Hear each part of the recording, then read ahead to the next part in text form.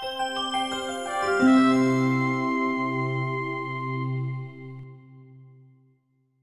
entendrez résonner cette béatitude, heureux les pauvres de cœur. C'est cette parole de Jésus qui a été choisie par les sanctuaires de Lourdes pour être le thème de toute cette année de pèlerinage. Heureux les pauvres de cœur. Mais on a l'impression que dans cette béatitude, il y a deux choses qui ne vont pas ensemble. Comment peut-on être heureux si on est pauvre? Est-ce que le fait d'être pauvre nous comble de bonheur? Eh bien, Jésus, il nous dit que oui. Il nous dit que oui. Et regardons un petit peu dans nos vies et autour de nous.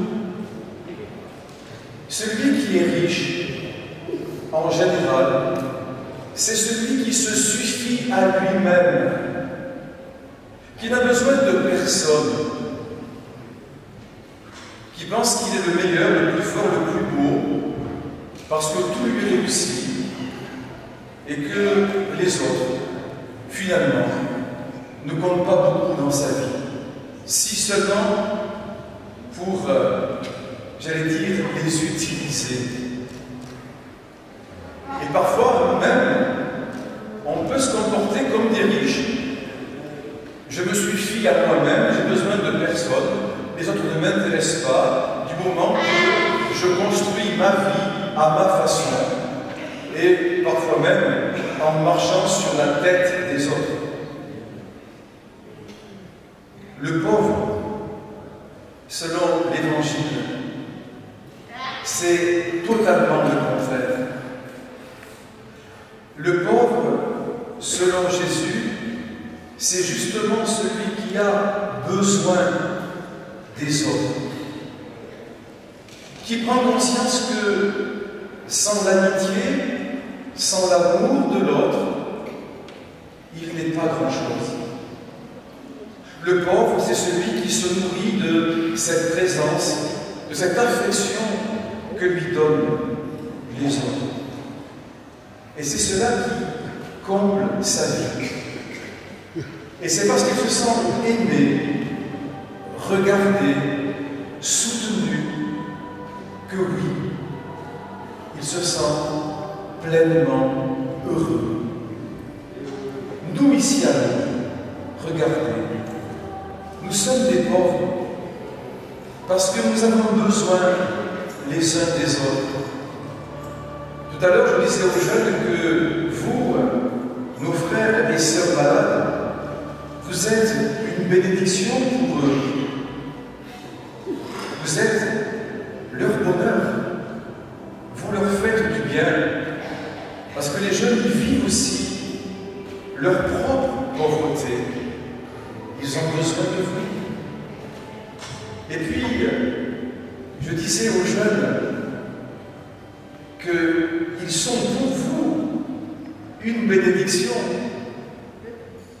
Ils vous apportent ce qui vous manque peut-être, de l'affection pour briser votre solitude, une présence, un dynamisme. Nous avons tous besoin les uns des autres. C'est cela qui fait notre pauvreté. Oui, heureux les pauvres, heureux ceux qui espèrent et qui attendent toujours des autres ce qui va combler leur vie. Regardons un instant, contemplons un instant Sainte Bernadette.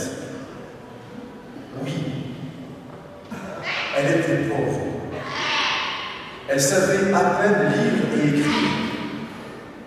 Et lorsqu'elle se rend à la grotte, lorsque la belle dame va s'adresser à elle, la présence de Marie va venir combler toute sa vie. Elle qui était pauvre et que personne ne regardait, voici à peine que la belle dame va lui parler comme une personne parle à elle va exister pour quelqu'un. Et elle dira de la grotte, c'était mon ciel. Heureux les pauvres de cœur, le royaume des cieux est à eux. Oui, bienheureux sommes-nous si nous ne nous suffisons pas à nous-mêmes, si nous nous laissons nous combler et remplir par l'affection, par la tendresse de l'autre, si nous nous laissons nourrir par sa prière. Bienheureux sommes-nous. C'est donc dans cet esprit-là que nous allons avancer tout au long de ce pèlerinage. Et en lien avec cette fête de l'Ascension que nous célébrons ce soir, je voudrais reprendre cette parole de la Vierge Marie dans son Magnificat. Il renverse les puissants de leur trône, il élève les hommes. Cela veut dire que les pauvres que nous sommes, si nous nous laissons remplir comme Bernadette de la sainteté de Dieu, si nous nous laissons remplir de l'amour de Dieu et de sa miséricorde, oui, le Seigneur Jésus nous élève dans sa gloire. Mais si nous sommes trop lourds de nous-mêmes, jamais nous ne pourrons découvrir la beauté du pays de Dieu dans lequel il nous attend un jour. Alors que ce pèlerinage soit vraiment pour nous, malgré nos pauvretés, source de richesse, que nous repartions dans quelques jours enrichis par cette tendresse, cette miséricorde du Seigneur, enrichis par l'amour de Marie, qui fait que notre pauvreté, comme celle de Bernadette, devient source de richesse, que nous ne sommes plus remplis de nous-mêmes, mais de tout ce que le Seigneur, par l'intercession de la Vierge Marie et de Sainte Bernadette, a mis en nos cœurs pour nous élever vers lui. Amen.